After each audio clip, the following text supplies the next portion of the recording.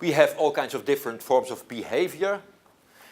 We have actually different levels of different forms of a mix of values. So, for example, in Holland, Germany, the trust in government is quite okay.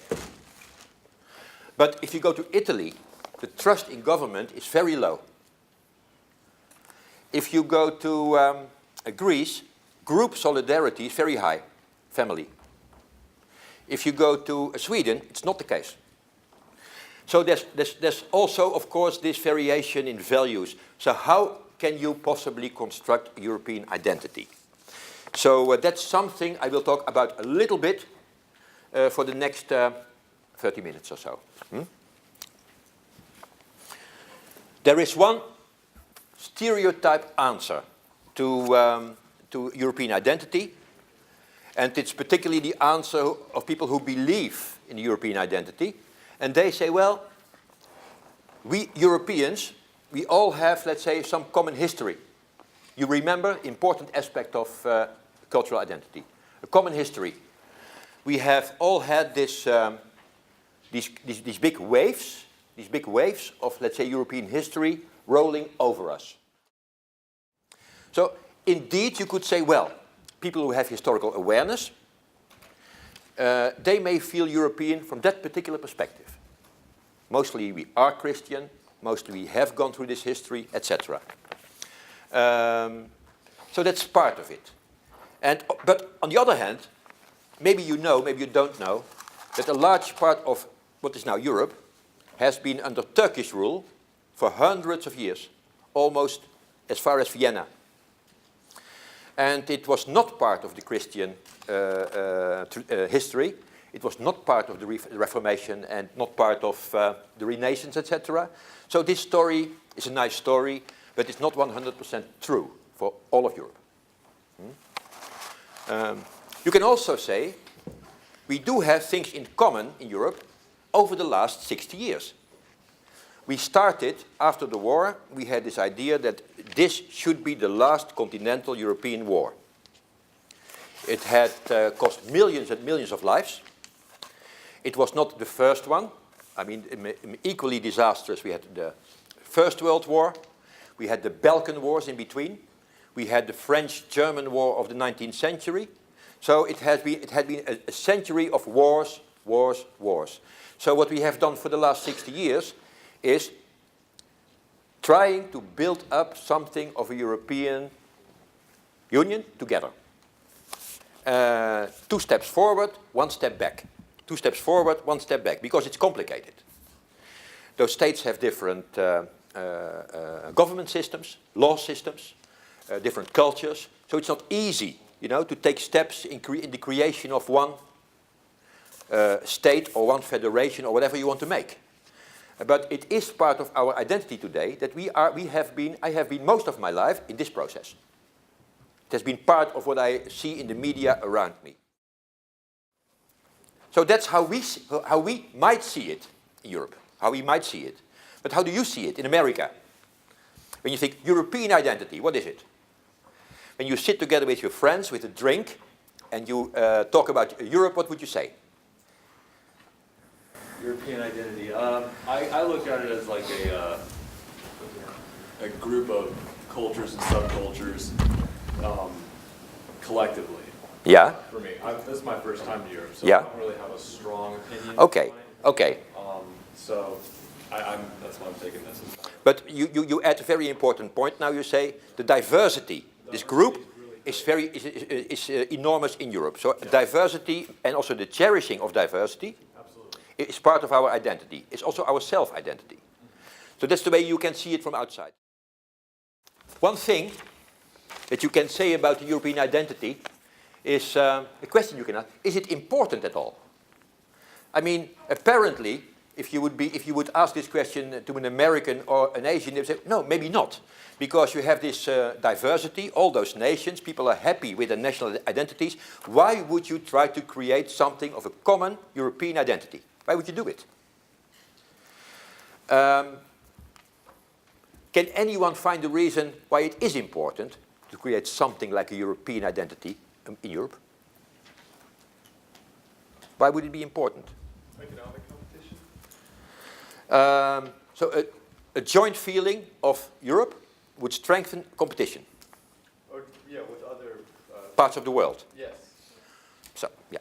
It's an interesting point, because if Europe would be threatened by economic development elsewhere, as it is to some extent, then you have a common enemy, and it strengthens the identity.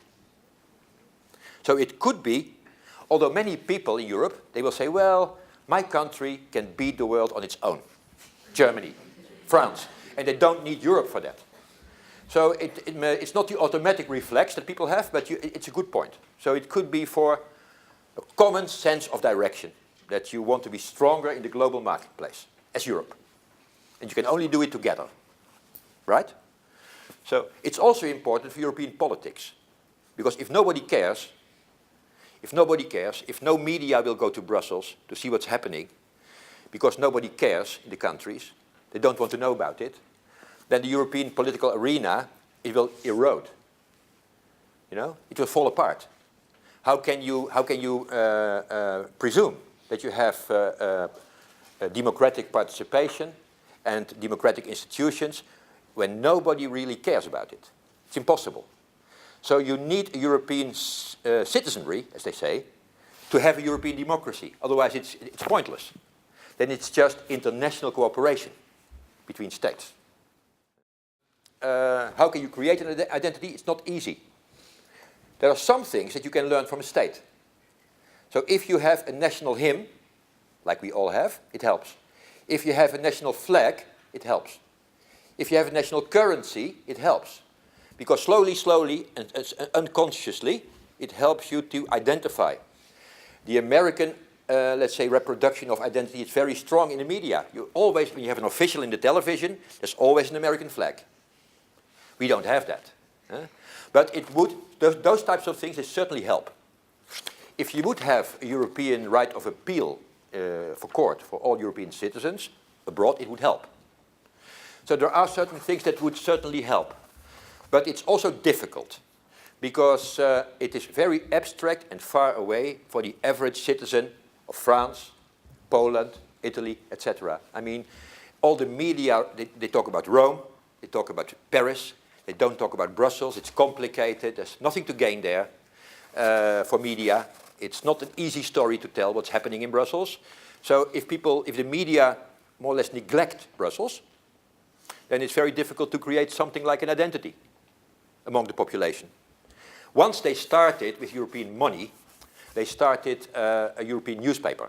It was called The European. And also, of course, available in German and in French and in Spanish. But nobody bought it. That's very unfortunate. So this experiment failed.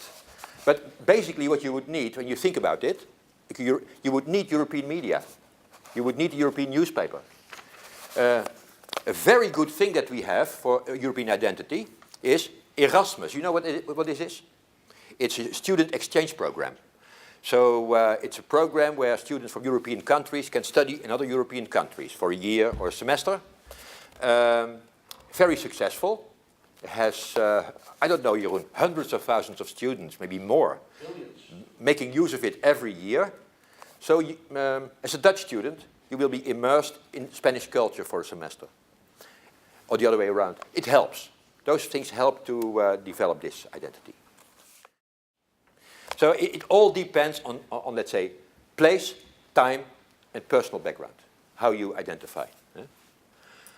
So I also showed with the one slide with all the lines that the average identification with Europe is very different between countries. Britain, Luxembourg, as extremes. And this is a challenge for the European Union. Big challenge.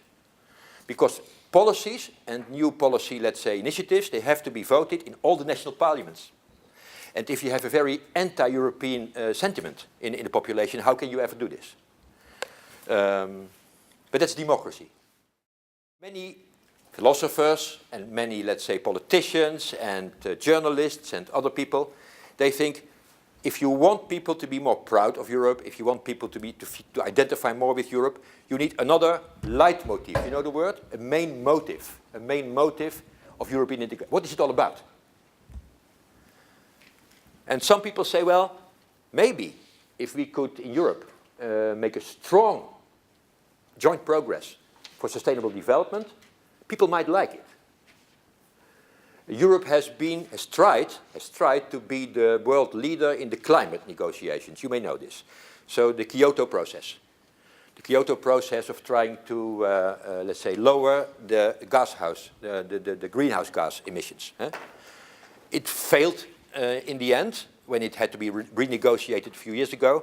But Europe very much wanted to be a world leader in, let's say, sustainability issues, climate. Why? Because it is a topic that people take very much at heart in Europe. Sustainability, green economy, clean energy, those types of things. So that would have been maybe a motive that would bind more people to the European thought.